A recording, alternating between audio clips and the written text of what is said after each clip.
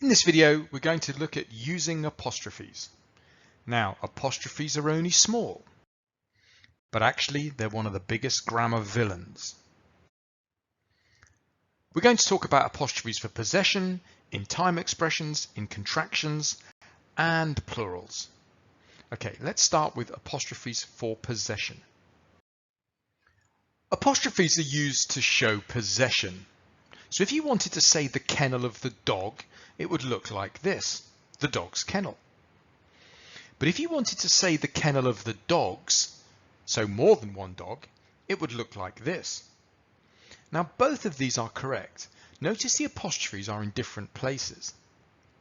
The basic rule is this. An apostrophe goes before the S for a singular possessor. So in this case, our possessor is the dog. It is the owner. So one dog's kennel. That's correct. Apostrophe before the S. But the apostrophe goes after the S for a plural possessor. In other words, when you've got more than one possessor, in this case, two dogs. So now we have two dogs' kennel with the apostrophe after the S. And that's correct as well. The other point is that it doesn't matter how many kennels are being owned. It doesn't matter if one dog owns one kennel, two kennels, or a billion kennels. It doesn't matter. The only thing that matters is the number of dogs or the number of possessors.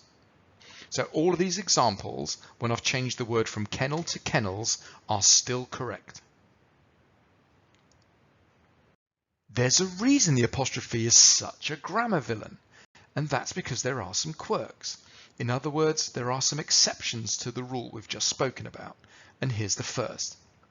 Plural nouns not ending S, like children and people, form their possessive forms by adding apostrophe S like they were singular. So even though these two possessors are plural, these are both correct. Now you have to know this because there are some very common words that are plural that do not end S, like men and women. The other quirk is that singular nouns ending S form their possessive forms either by just adding an apostrophe like the top example here, or by adding an apostrophe S like normal singular nouns. So these are both correct. So which one should you write? Well, you should write the one that best reflects how you say it. So if you say John Wells' report, you put the top one. If you say John Wells's report, you put the bottom one. Same deal here. If you say Jesus' disciples, you put the top one. If you say Jesus's disciples, you put the bottom one. They're both right. Charles' problem, top one. Charles's problem, the bottom one. So you can see that apostrophes for possession can start getting a little bit complicated. So let's try and simplify it all. Well, we know we've got four categories. Let's just go through them quickly. So the word here in bold is the possessor. So we've got a singular noun, dog. We've got a plural noun, dogs. We've got a plural noun not ending S, so children. And here we have a singular noun ending S, like Wales.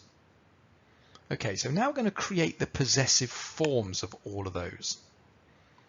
Well, let's just do this. Let's just add apostrophe S to everything. Okay, let's see what that gives us. That gives us dog's ball, dogs' ball, children's mother, Wales's emblem. Okay, we need to tidy this up a little bit. Well, let's do this. Let's replace any examples of S apostrophe S with S apostrophe. We end up with dog's ball. It doesn't change because it doesn't end with S apostrophe S. Well, this one does, so we just replace that with S apostrophe. This one doesn't, so we just leave it. This one does, so we replace the S. Now, if you follow this rule, you'll never get your possessive form wrong. They're all correct. So to get it right every single time, and I mean every single time, there are just a couple of things we have to do.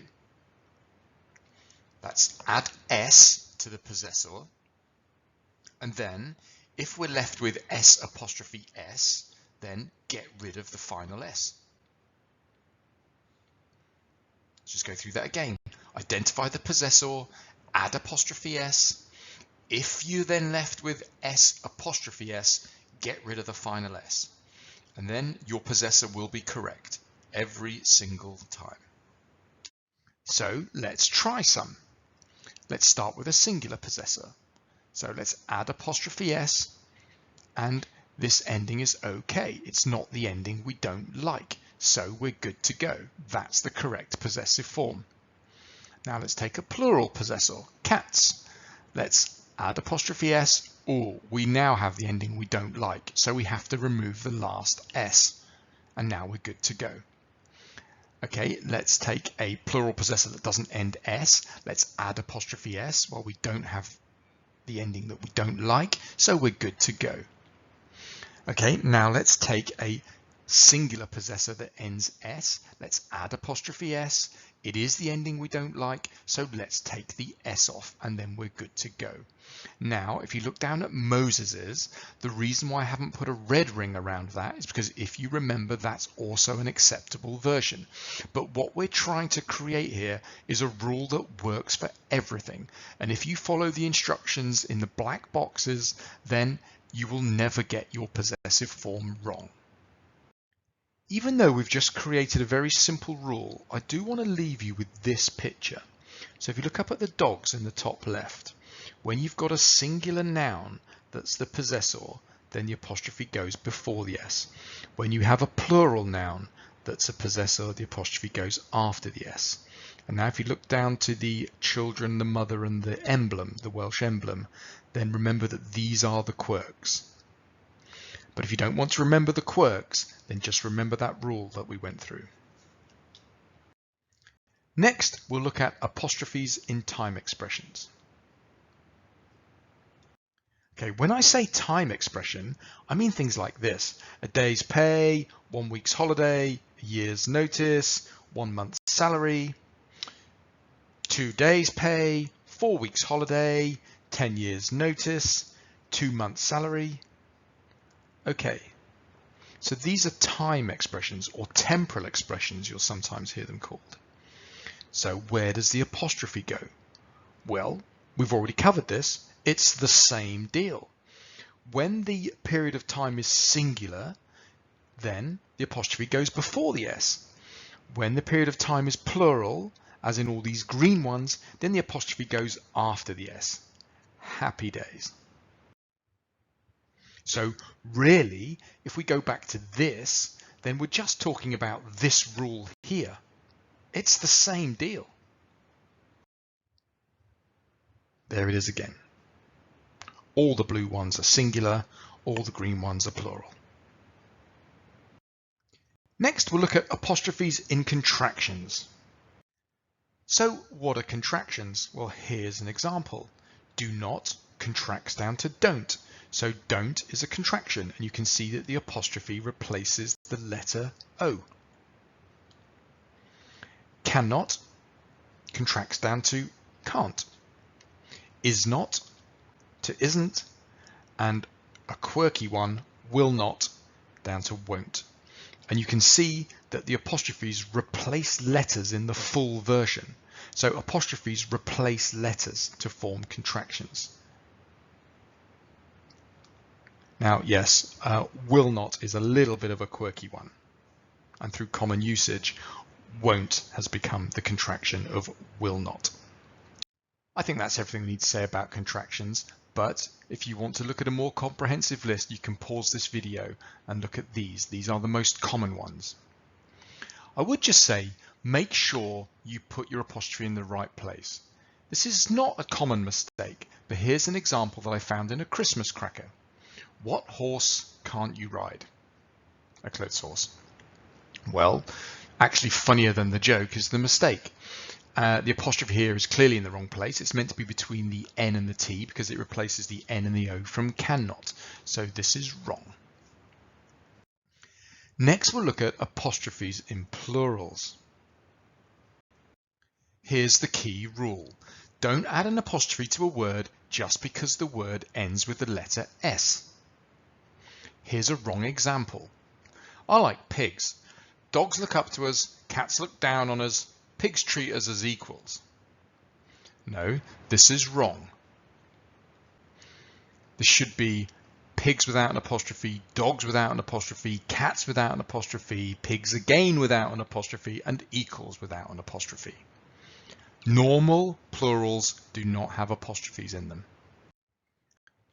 Now it's correct. Let's look at another example. Tomatoes and oregano make it Italian. Wine and tarragon make it French. Garlic makes it good. No, you don't show the plural of tomato with apostrophe S. Now it's correct. Nouns that end in a vowel, such as patio, video, and hero, often attract this mistake. So if these were meant to be the plurals of these words, then they're wrong. Providing we're talking about the plurals, they should be written like that. Here's another example. A spoken word is not a sparrow. Once it flies out, you cannot catch it. I've put this in just to point out that it's not just nouns that attract this mistake. Verbs, as in this case flies, can also attract it. Flies in this case is supposed to be written like that. Now it's correct. So in summary, apostrophes are used for possession, and we spoke about 4 different types, and here they are, and all of these are correct. We spoke about apostrophes in time expressions. Both of these are correct. Note where the apostrophes are. Before the S for 1 day, after the S for 2 days. We spoke about apostrophes in contractions. Easy for a native English speaker. And we spoke about apostrophes and plurals and how they are often misused.